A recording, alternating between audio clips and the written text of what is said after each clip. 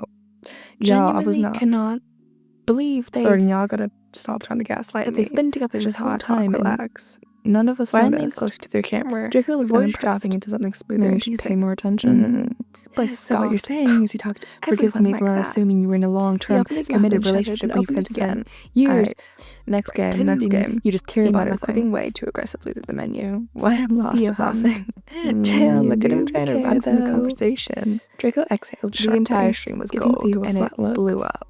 The next day, Obviously, TikTok was flooded with clips. You smiled to yourself, Queso telling got the way no Draco's fingers roses. brushed against yours A on the video table. with over 1 million views. Blaze, as if noticing noticing something something unspoken between and you, immediately trying to change leaned the back, subject. his expression shifting into something Wyatt spectacular. had him fighting for his life. One caption read, If the ring "This one just was replayed never every meant moment to Wyatt be so flirted with him with a dramatic zoom on his secret, face. then He tried why to keep his haven't we composure. ever seen you guys acting Chat. like Queso, do something. well, A confirmation of him you touching know, Wyatt's teasing like a his life couple. depended on it.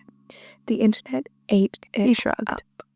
And I Queso, guess we just never felt he like just we sided needed me to with put on a clips. show. Not because he was mad, because Draco nodded. Man, his tone I matter really of fact. had him out here looking clueless. I don't see what we should have to His prove phone buzzed. anything. Text from Wyatt. Theo snorted. Yo, That's so you like okay? you. I didn't take it too far. Pansy Did I? exhaled sharply.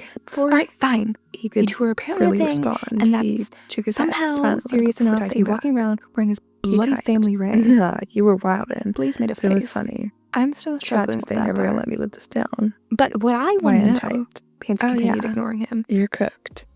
Why you didn't tell Queso us? responded. Draco sighed, Yeah, clearly growing appreciate tired of that. the conversation. Wyatt We responded. did not tell Anytime, you. baby. You guys just never He stared at the asked. text and sighed. And left Pansy his glared phone. at him. Oh, please. You didn't just casually forget to mention that Yeah, you've been he dating was someone done for for. freaking years. You glanced at Draco, who met your gaze with a silent question in his eyes. You tilted your head slightly, then exhaled. We never hit it, you admitted.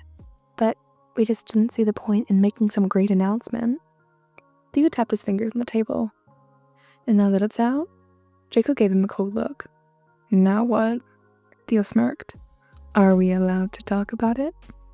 Draco rolled his eyes. If you must. Pansy groaned again, dragging a hand on her face. Marilyn's sake, Malfoy, you're insufferable. You chose to sit here, Draco pointed out. Blaze was still staring at the ring, muttering to himself. Unbelievable.